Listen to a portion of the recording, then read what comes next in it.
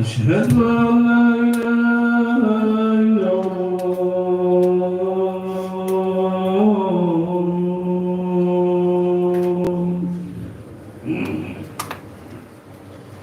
أشهد أن محمدا رسول الله.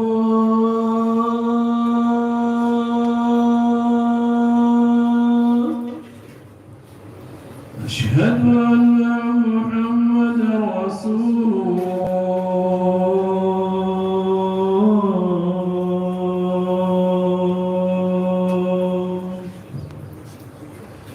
حي على الصلاة.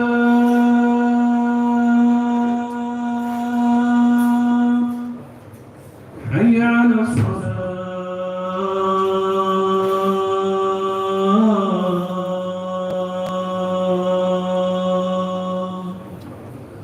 حي على الفلاح.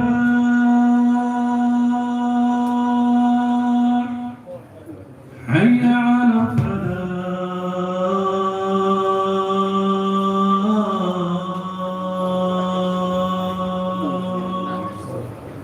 الله أكبر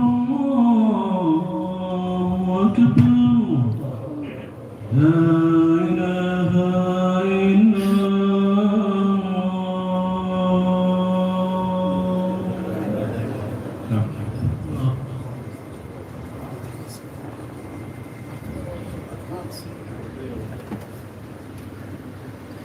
إن الحمد لله نحمده ونستعينه ونستغفره ونعوذ بالله تعالى من شرور أنفسنا ومن سيئات أعمالنا. من يهده الله فلا مضل له ومن يضلل فلا هادي له. وأشهد أن لا إله إلا الله وحده لا شريك له. وأشهد أن محمدا عبده ورسوله. يا أيها الذين آمنوا اتقوا الله حق تقاته ولا تموتن إلا وأنتم مسلمون. يا أيها الناس اتقوا ربكم الذي خلقكم من نفس واحدة وخلق منها زوجها وبث منهما رجالا كثيرا ونساء. واتقوا الله الذي تساءلون به والأرحام إن الله كان عليكم رقيبا. يا أيها الذين آمنوا اتقوا الله وقولوا قولا سديدا يصلح لكم أعمالكم ويغفر لكم ذنوبكم. ومن يطع الله ورسوله فقد فاز فوزا عظيما. أما بعد فإن أصدق الحديث كتاب الله وخير الهدي هدي محمد صلى الله عليه وسلم وشر الأمور محدثاتها وكل محدثة بدعة وكل بدعة ضلالة. روى الإمام البغوي رحمه الله في أثر صححه ابن حجر رحمهم الله تعالى قال: كان أصحاب النبي صلى الله عليه وسلم يتعلمون هذا الدعاء إذا دخلت السنة أو الشهر: اللهم أدخله علينا بالأمن والإيمان والسلامة والإسلام ورضوان من الرحمن وجوار من الشيطان. Dear respected brothers and sisters, today marks the 22nd of the month of Muharram, the first month in the Islamic calendar. And what is noticeable and noteworthy is at the start of this month, we did not see the streets lined with people who do not adhere to the religion of Islam welcoming in this month, congratulating Muslims on the advent of a new Islamic year. We did not see our fellow Christian neighbors congratulating us at the start of the year or celebrating the start of the year with us. And that is a natural reaction and response, because they have their own year, which they welcome in their own way. Nor did we see Sikhs or Hindus who share the same language and many customs and traditions as millions of Muslims, hundreds of millions of Muslims in fact, do the same either. Yes, on an individual level there would be some kind remarks, some well wishes, but on a community scale it did not exist. And once again, because they have their own new year and they have their own traditions and they have their own identity, which they know very well. Atheists who claim that there is no God but very much enjoy the bounties which Allah subhanahu wa ta'ala has created, also do not welcome the new Islamic year. And so the question begs itself, why is it do we as Muslims, when other years come in, the new year or the advent of any other new year comes in, do we go out of our way to celebrate it? Do we go out of our way to put on an occasion when the same is not extended to us? And the reality is that there is a weakness in our own identity. And the one who does not know his identity does not know himself. The one who does not know himself can never know his objective or the purpose behind his creation, where he is going, how he should get there, or any other ancillary questions.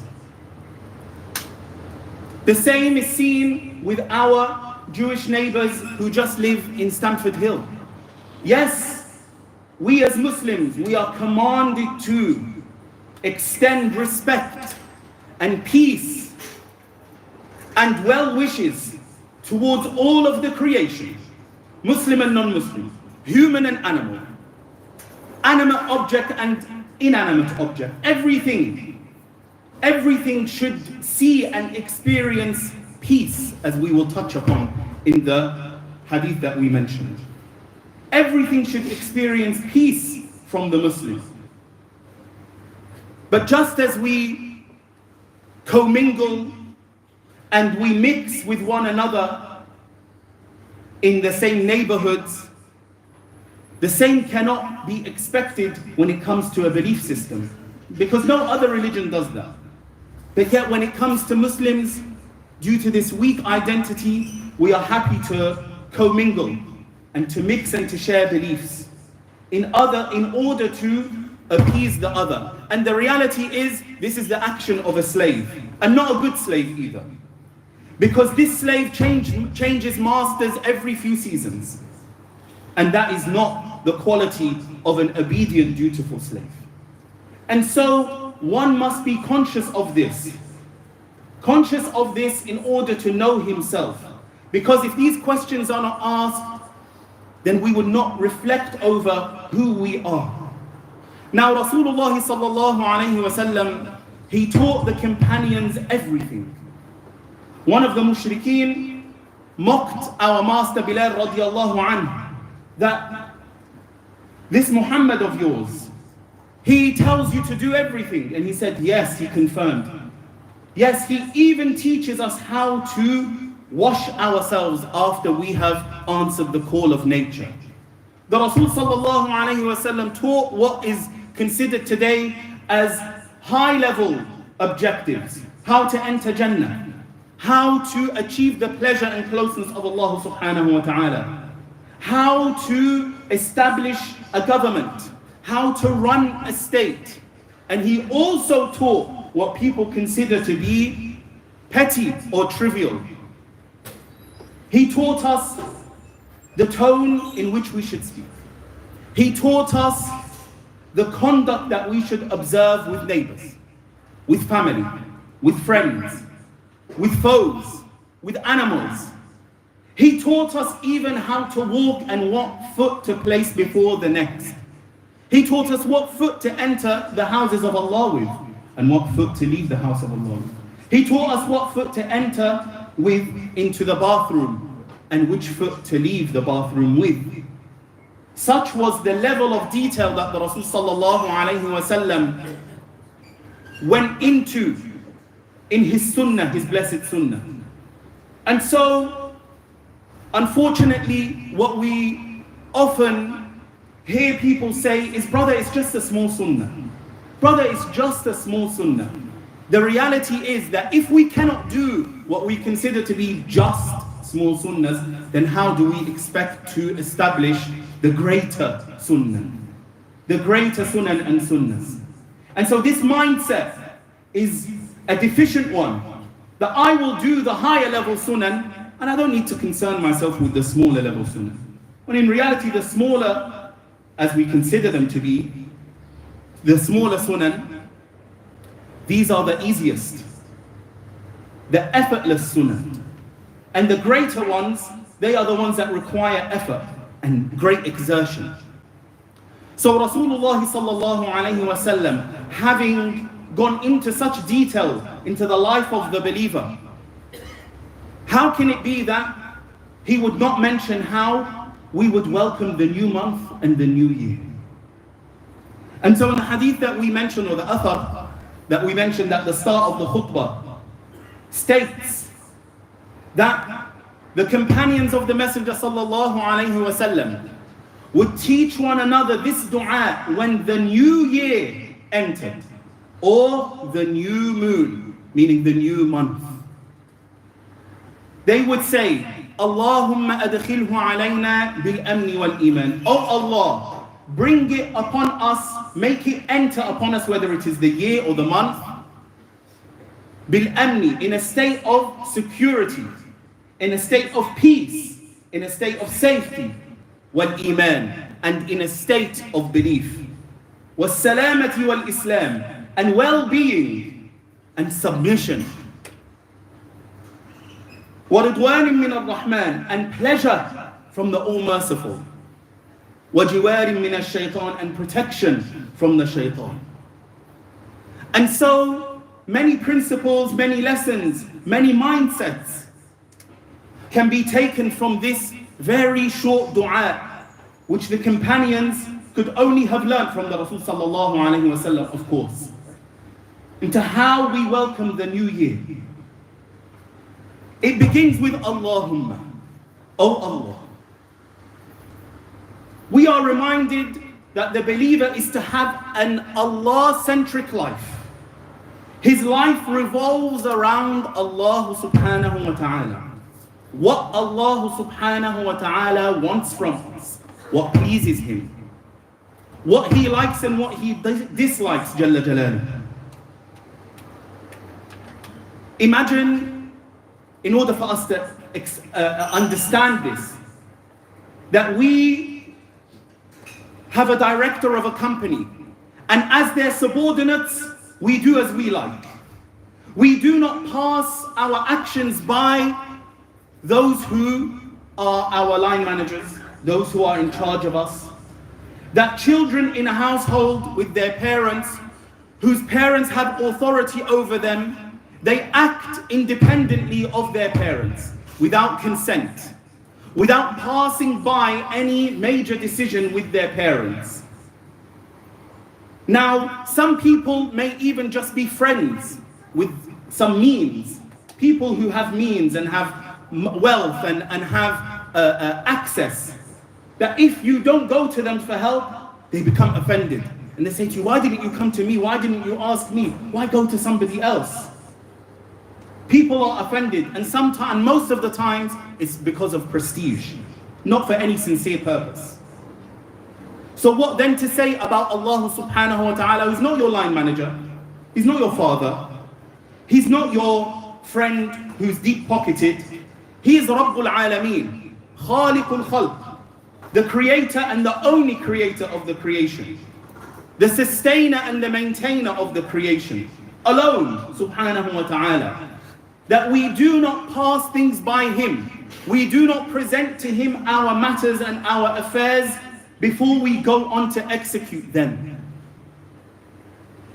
And so one may ask, how is it then that we present a matter to Allah subhanahu wa ta'ala? How do we get consent from Allah subhanahu wa ta'ala before we do anything? Before we speak, before we marry, before we go into business, before we conduct any of our worldly objectives, accepting a new job, moving home, even buying clothes, buying a car, buying a house, how do we present the matter to Allah subhanahu wa ta'ala? How do we get Allah subhanahu wa ta'ala's consent? First and foremost, dear brothers and sisters, that what we do is presented to a standard. Every industry should be regulated anyway by a regulator. And that regulator has standards from 1 to 20, 1 to 100, however many. If your actions are not in line with those standards of the regulator, then you are penalized. You are punished. You can be fined. You can be struck off a register, for example, if you're a doctor or a lawyer. And so Allah subhanahu wa ta'ala also has a list of standards, and they are in His book, the Quran, and the Sunnah of His Messenger sallallahu alayhi wa sallam. The Quran, which lays out general principles, and in fewer circumstances and fewer instances, very specific rules. Then the Sunnah of the Rasul sallallahu alayhi wa sallam, which expands on and explains what is general, what is unspecified, what is unrestricted in the Quran. It either restricts what is unrestricted or unrestricts what is restricted, as is known in the science of usul al-fiqh. And so those are the standards that we must compare our action to. Number one, is it in line with the standards? If it is, then we move on to the second step. And that second step is istikhara. That we present our matters to Allah subhanahu wa ta'ala, all of them, large and small, to say to Him, and the meaning of istikhara really is that, oh Allah, this is what I know, but You know everything. You are Al-Alim. You are, and this is what I am able to do, Ya Rabb al-Alameen. But You are Al-Qadir, Al-Qadir, Al-Muqtadir. You are able to do everything. And so, Ya Rabb al-Alameen, I present to You my deficient knowledge, and I present to You what I am able to do. So, Ya Rabb al-Alameen, based on Your knowledge which is infinite, and Your power which is limitless, give me the best outcome. And then the outcome of this istikhara is not a dream. It's not a feeling. Feelings, dear brothers and sisters, these are unreliable. A person may wake up feeling bad. It doesn't mean that there's anything wrong with them. And our mood changes throughout the day, throughout the hour as well. So how can we rely on feelings? Nor is it a dream, or nor is it any color that we see. Although sometimes there are omens and sometimes there are signs. But really what materializes is the outcome of the istikhara. So we say Allahumma at the start of any dua, because it recenters us, for us to revolve and to circulate and to do tawaf around the command of Allah subhanahu wa ta'ala. Or else what else is the tawaf around the Kaaba? Except that you are saying, Ya Rabb al-Alameen, my life, my body, my mind, my heart, my soul, they revolve around Your command, Ya Rabb al-Alameen. Everything that I do in line with what You have mandated and what You have instructed us to do. And as you see the mu'tamir or the hajj, the pilgrim, if he is pushed by the crowd out, then his tawaf takes longer and it's more exhausting upon him. Likewise is the nature of the believer. When he strays from the command of Allah, then his life becomes miserable for him. And to complete the objective, to complete the task takes longer than it usually should. And you see the pilgrim then reorientate himself, redirect himself towards the Kaaba in order to bring himself as close as possible to the house of Allah subhanahu wa ta'ala. And likewise, the believer can only achieve success and meet his objectives, the objectives of Allah subhanahu wa ta'ala that he has aligned himself with, by bringing himself closer to the command of Allah subhanahu wa ta'ala. But what do most people do? Most people, they do what they please. When they do not present the matter to Allah subhanahu wa ta'ala, know, dear brothers and sisters, that what they will automatically do, even if they don't do so consciously, is they will present the matter to the shaitan. They will present the matter to their nafs. And so, if we are angered and we are not conscious and we do not have hudur of Allah subhanahu wa ta'ala, rather we are in a state of ghafla, of heedlessness, we won't ask ourselves, oh, what does Allah subhanahu wa ta'ala want me to reply with? The shaitan will say, don't hold your horses, swear at that person, backbite that person, insult that person, level an accusation against that person, because you have not presented it to Allah subhanahu wa ta'ala and the sunnah of his messenger first. So it will there is no other source of guidance. So what you will present it to implicitly and involuntarily, what you would be doing is you are leaving it to the shaitan and the nafs. And so it is no wonder that you see friendships falling apart, families falling apart, marriages falling apart, because we do not present our affairs to Allah subhanahu wa ta'ala, because we have not made our lives Allah-centric, revolving around Allah subhanahu wa ta'ala. We have not made Allah the center of our lives. We have made our pride the center of our lives, our prestige the center of our lives, our reputation the center of our lives. And so when we do so, the result is not in our favor, the result will always be destructive. And so we ask Allah subhanahu wa ta'ala to realign us with his command, realign us with the guidance of his book and the guidance of the Prophet sallallahu alaihi wasallam's sunnah. That at the start of this year, although we are 22 days into the year, it still constitutes the start of the year. At the start of this year, we reorientate ourselves, we correct our direction and bring ourselves back to Allah subhanahu wa ta'ala, back to the sunnah of his messenger sallallahu alayhi wa sallam, in order to do what is beneficial for us and beneficial for everyone in this life and the next. أقول قولي هذا وأستغفر الله لي ولكم فاستغفروه إنه هو الغفور الرحيم.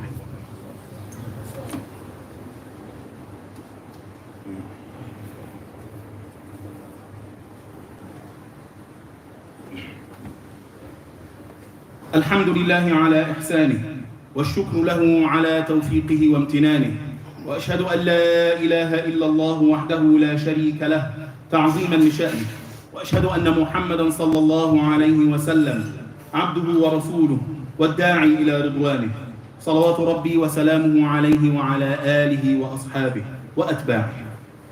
وبعد, dear brothers and sisters, this dua contains gems which the companions used to teach one another. Gems which are too many for us to enumerate in one khutbah. But we will conclude with one. They would say, Allahumma adkhilhu alayna bil amni wal iman. Oh Allah, bring this year or bring this month upon us, make us enter this month and year in a state of amn, security and iman. Security, amn, safety and peace, dear brothers and sisters, is not a difficult concept to understand. It is summed up in a couple of words: that you do no harm to yourself and you do no harm to others. That you bring no harm on yourself through the self-inflicted harm of the sins. The sins that we commit, dear brothers and sisters, they don't harm Allah subhanahu wa ta'ala. They don't reduce his treasures. They don't diminish his kingdom. They pose no threat to Allah subhanahu wa ta'ala. They do not harm Allah subhanahu wa ta'ala in the slightest. Because nothing harms Allah subhanahu wa ta'ala. Nothing diminishes the treasures of Allah. Nothing reduces the size of the kingdom of Allah. Nothing obstructs Allah subhanahu wa ta'ala. Nor does anything benefit you. Our worship does not benefit Allah subhanahu wa ta'ala. Our sadaqah does not benefit Allah subhanahu wa ta'ala, it benefits us first and foremost. And then it will benefit the recipient. But nothing benefits Allah. And so, the disobedience of the servant only harms himself. And then, secondary to the individual is the recipient of that harm, the victim of that harm. We are taught by the Rasul sallallahu alayhi wa sallam that in the beginning of the year, the beginning of the month, we have to reset. Every device has a reset button. It restores it to its factory settings. And we have factory settings. The baby does not harm anyone, nor can the baby self-impose any harm, self-inflict any harm. These are the factory settings. And so every month we are taught to remind ourselves of these factory settings. That, oh Allah, I will not use the power you have given me, the knowledge you have endowed me with, the means that you have given to be at my disposal. I will not use my authority. I will not use anything to bring myself or to anybody else harm. I am restoring myself to the state, the pure state which you created me in. And so how is it that we spare ourselves any harm and others our harm? You see, we have a body, and that body has organs 7, each of which can either disobey Allah subhanahu wa ta'ala and incur sins, or can obey Allah subhanahu wa ta'ala and can earn the person reward and inshallah the pleasure of Allah subhanahu wa ta'ala. And they are the eyes and the ears and the tongue and the hands and the stomach and the feet and the private parts. That in the beginning of the month and the year, and now consider it the beginning of the year because it is, you are saying, oh Allah, let this year begin for me without me causing myself any harm or others. I will not harm myself or others with my eyes. How do we harm ourselves with our eyes? We harm ourselves with our eyes when we do not control them. When a man looks at a woman unveiled, unclothed, he is only harming himself. He says it's just an innocent, victimless act. In reality, you are the victim. You are torturing yourself because you cannot touch it. And what it does, every glance that you look at a non-mahram makes your wife, either your present wife or your future wife, will make her less beautiful. And so every glance you extend to a woman, and sister, every glance you extend to a man makes your partner, makes your husband, your wife uglier. Every word that you exchange needlessly with a non-mahram makes the company of your family less bearable. Because I enjoy speaking with my colleague and the woman on the bus that I see on my way into work, and we've sparked a friendship, and it's just innocent. It's not innocent. And it's not victimless. You are the first victim. And so people destroy their marriages even before they have married because they have unleashed their eyes. So I will not bring on myself any harm through my eyes. I will not bring any harm on myself through my ears. Why? Our stomachs have barriers. We put barriers up. We smell the food, we taste the food before we actually ingest it. But with our ears, we have no filter. So we listen to backbiting and gossip, and this person has this and this person has that. And we say, I'm not hurting that person. You are hurting yourself first and foremost, because when you hear of a person's fortune, you are saddened. And you're grieved and you torture yourself that you don't have anything that he has. And so you have harmed yourself. And then that will lead you to jealousy. And that jealousy will harm the other in the form of ayn, in the form of hasad. Or even worse, in the form of sihr, where you go and you practice a malicious act against that person. Because you're jealous that your cousin has children and you don't. You're jealous that your cousin has a car and you don't. Etc., etc. And all of these organs can harm us, and they can harm others. And they can also benefit us. and benefit others. But the first thing that a person must prioritize is not to bring harm to others or to oneself. But this cocktail of good deeds and sins, it leaves a foul taste, and it's not what the Rasul sallallahu alayhi wa sallam left with us. It is not what pleases Allah subhanahu wa ta'ala. And so we ask Allah subhanahu wa ta'ala by His magnificent name, His greatest name, which when He is asked by, He grants, and when He is invoked by, He answers, that Allah subhanahu wa ta'ala align us with His command and the sunnah of His Messenger sallallahu alayhi wa sallam, that Allah subhanahu wa ta'ala, He protect us from the evil of ourselves and protect others from our evil.